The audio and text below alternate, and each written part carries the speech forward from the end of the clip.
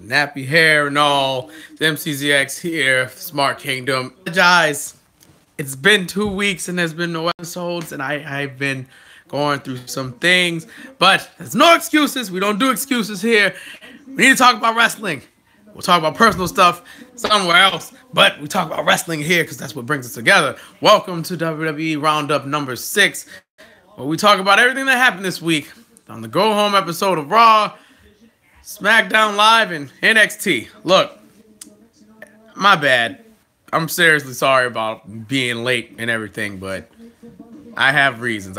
So, let's talk about Raw. Starting off, Raw started with a gauntlet match, which was kind of rare. Didn't see that coming. So for the first 2 hours, we just had straight up wrestling. Who could hate that? Who could hate straight wrestling? Just pure wrestling. By the way, if you hear anything in the background, I'm watching 205 Live. I'm trying to catch up with everything that's going on. We started with Rollins and Reigns, and obviously we all thought Reigns was going to win, but then Rollins won after a roll-up. Looking at my notes, and and that was an awesome match. And then it was Rollins versus Cena. Good Lord. That was a defining match for Rollins. Another great match. And man. Just, you have to give Seth his credit for that. 60 minutes. 60 minutes. He loses to Elias after a drift away, but 60 minutes. Actually, I have the time here. It was 1 hour and 5 minutes. Am I excited for the chamber? Hey, Tommaso, Mark, how you doing? Yeah, I'm going to actually be doing a video on that unless you want the predictions now, because I can do those now if you want the predictions, but I am excited. I'm going to be preparing tonight and everything. Yeah, give Seth his credit, y'all. I have to give him his credit. Elias does the drift away. Rollins is out. Everyone gave him a standing ovation, as they should have. Then you had Balor. Balor versus Elias. Balor wins.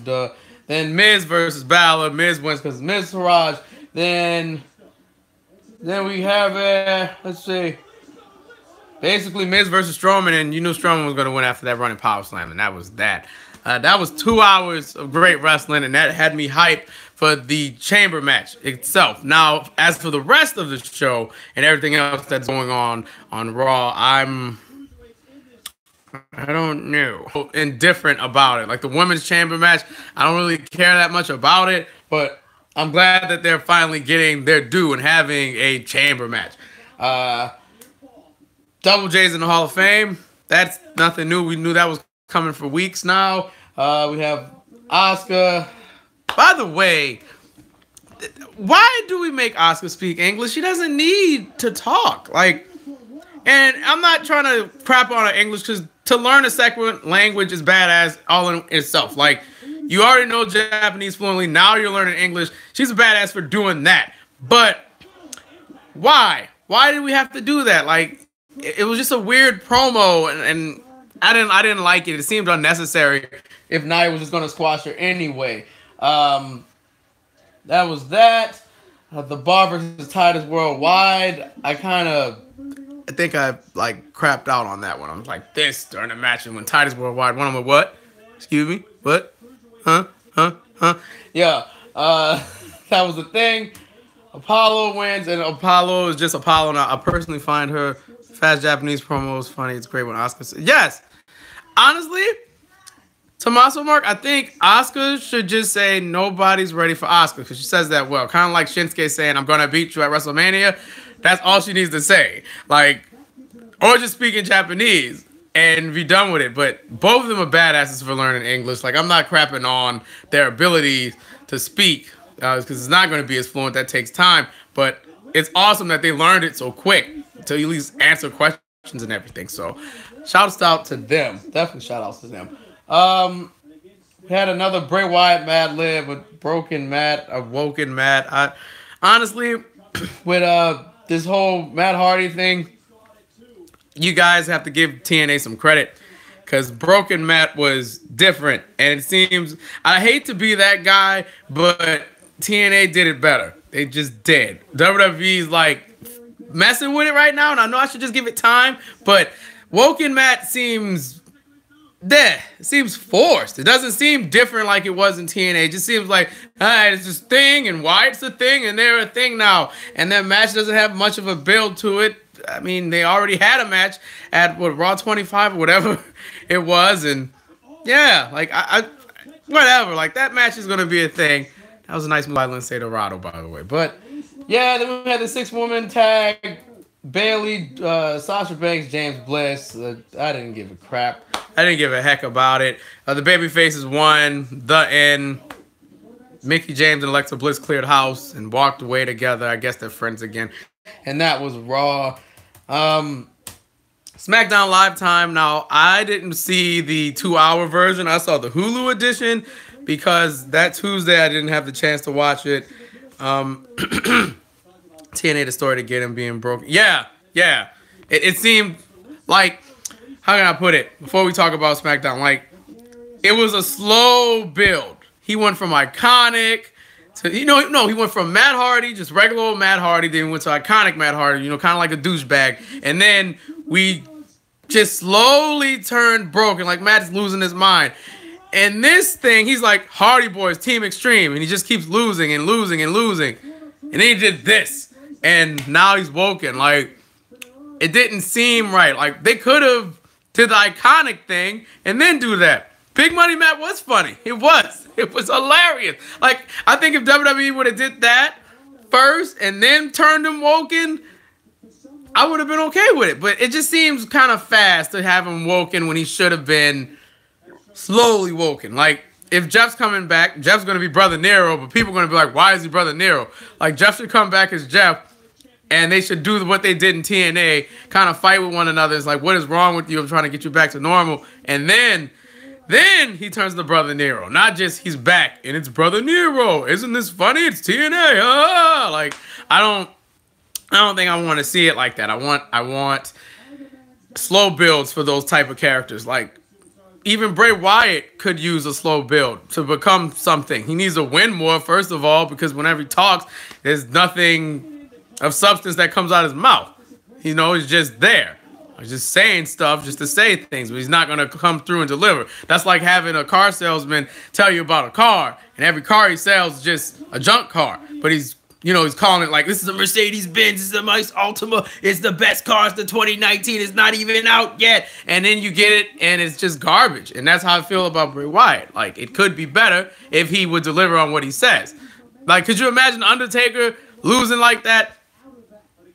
He did lose a lot in the 90s, but could you imagine him losing like that? Like, big matches. He didn't lose a lot of big matches, but he did lose on Raw a lot. So, that's different. But Wyatt talks a big game, and he fails every single time. I wish he'd stop doing that. I'd personally like to see...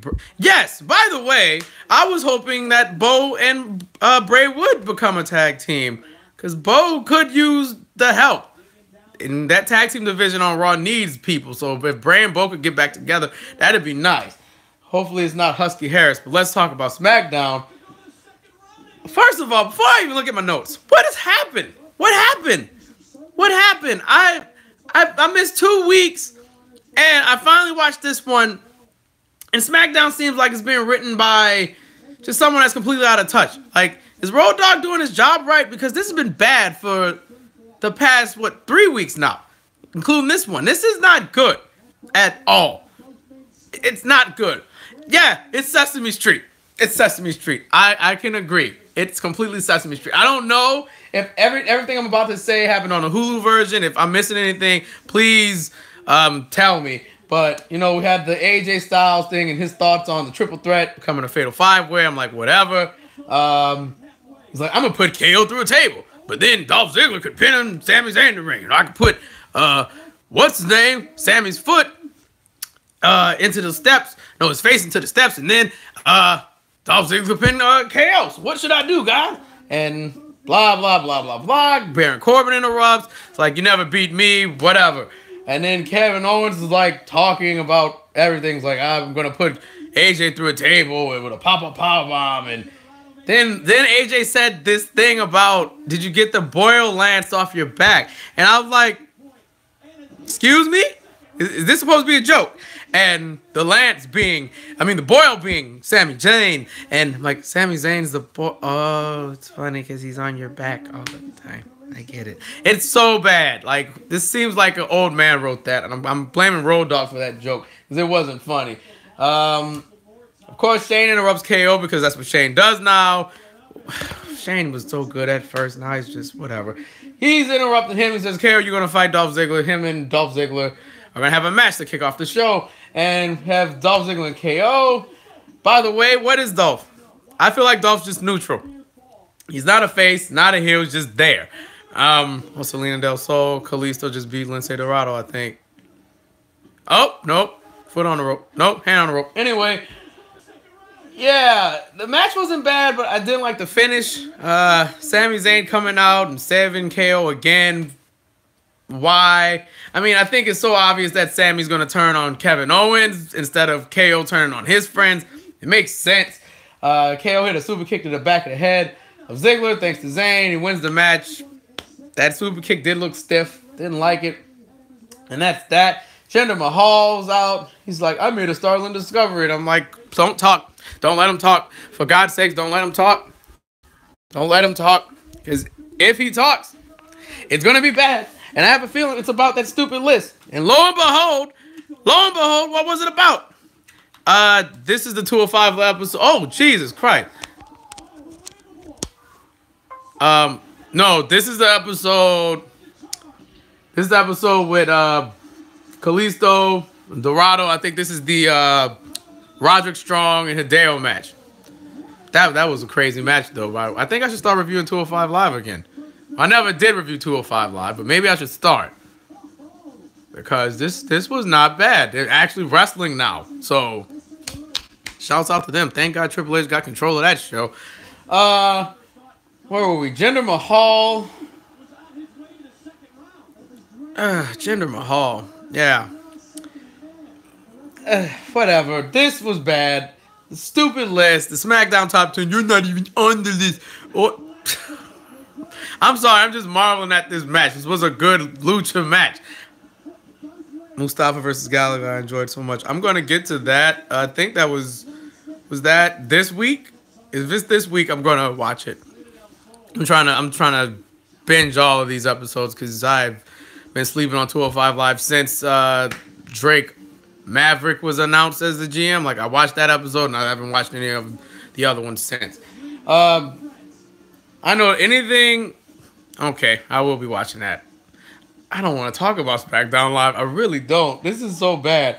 Jinder Mahal made a Startling Discovery. It's about Bobby Roode making his own list, and he's number one. No one cares about this list because this list is pointless. Orton comes out. Orton does stuff that Orton does. Roode hits a glorious DDT on Randy, and Jinder hits a Colossus on Roode. Jinder remains unhindered 2 weeks in a row, whatever.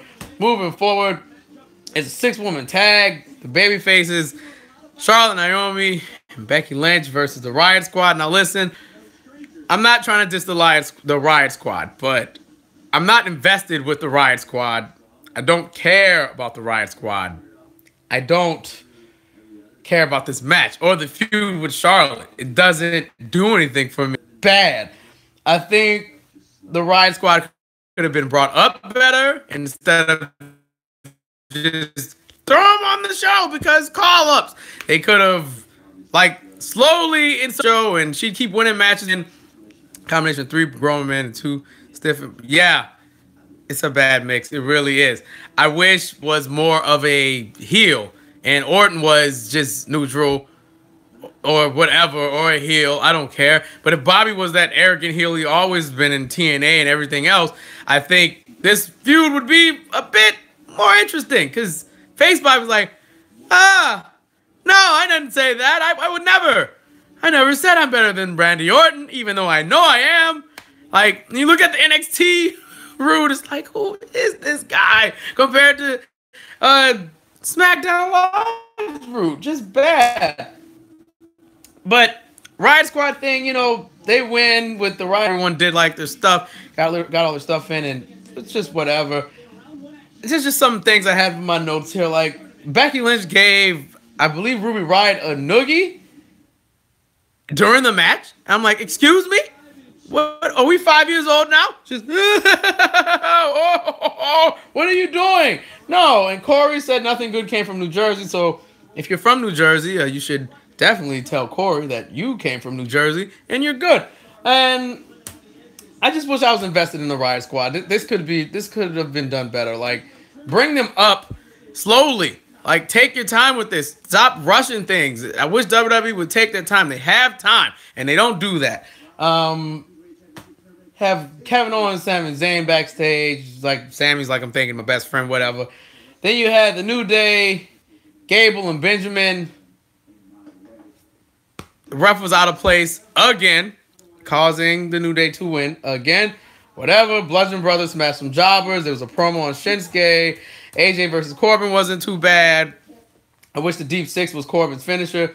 The match was pretty good, but whenever a heel says you can't beat me in a match, you know that means that guy's going to lose. And he said it out loud. Phenomenal form, 1, 2, 3. That's it. But Kozan comes out, and they all stomp on AJ. And AJ gets thrown outside, and it looks like he's about to get thrown through a table. And then end the days to both. I like Ruby by herself. I do too. Trust me. She doesn't need Liv and Sarah Logan, and I wish Sarah Logan was Crazy Mary Dobson, but I get everything I want in WWE, you know? But Ruby Wyatt,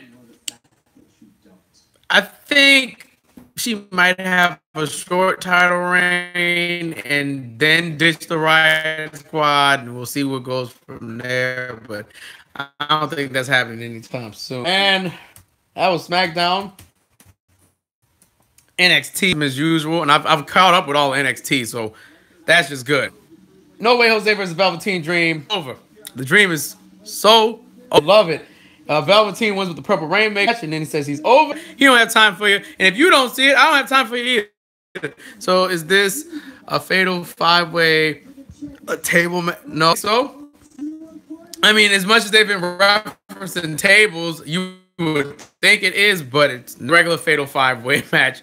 SmackDown needs to do better. I don't know what happened to that show. It was so good, and it turned to crap, and I'm so upset about it.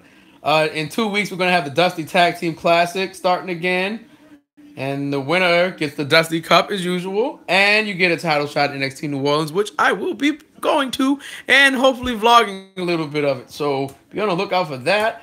Nikki Cross versus Vanessa Bourne happened. Vanessa got destroyed by Nikki Cross, of course.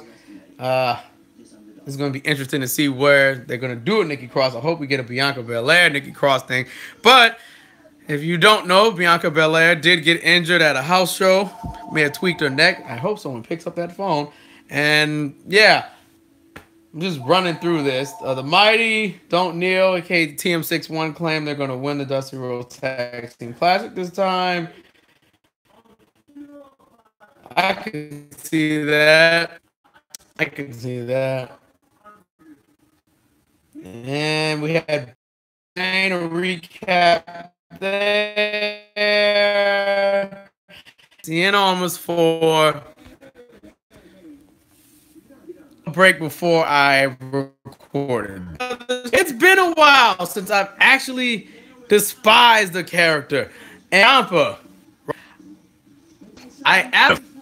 to win too. I like Hart now. But to continuously screw your best friend over and over again because of things you guys couldn't do. Like, why? Why do you do this? Why? And when I saw him screw Gargano again today, hitting him with the crutch and leaving and costing Gargano to lose his NXT career thing, which we all know is not true. It's probably going to have one more match and it's going to be in New Orleans, and then Johnny's going to get called up. It pissed me off. The match itself was great. Once again, I think Gargano and Almas could fight forever. It was another banger in this series. Ciampa just really pissed me off, and I don't know what else to say. It was a great match. A lot of psychology was in the match. We had the arm being worked on, some sick spots from Candice LeRae doing a suicide dive. We had that Johnny Gargano spot, another suicide dive. freaking Gargano escape thing, that elbow Drake took. Man, look, this was a good match. This was a good match. Wonderful end to the series. I hope it's not over. I love Almas to death. I love Johnny Gargano. If I had to pick between two, I'm picking Almas. Just like Tommaso Mark, I'm picking Almas. But if I wish it would have ended clean.